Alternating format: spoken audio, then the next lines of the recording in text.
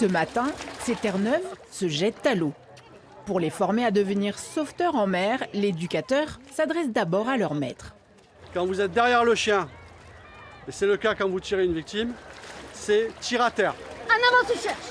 L'apprentissage pour ce qu'on appelle les Saint-Bernard des mers passe par des ordres précis, des mots-clés Tire à terre. que les chiens vont associer à une action concrète.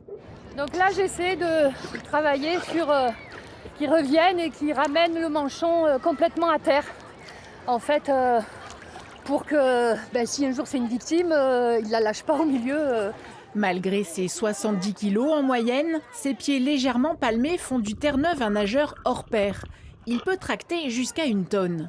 Une aide précieuse pour amener des personnes en détresse sur le rivage. On n'enverra jamais un chien seul sur une victime.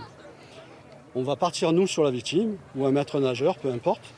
Et nous on va suivre, et le chien va être là pour ramener la victime, le maître nageur, tout le monde.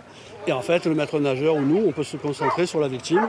Les maîtres peuvent aussi former leur chien d'eau dès l'âge de 3 mois pour le simple plaisir. C'est plutôt passion du chien et puis passion de travailler avec son chien, de passer du temps avec son chien, partager des bons moments ensemble. Et puis elle adore l'eau et elle adore rendre service. Donc du coup, voilà, c'est essayer de concilier tous ces petits points-là ensemble. Les membres du club regrettent que les collectivités ne fassent pas appel à eux comme bénévoles pour lutter contre les noyades.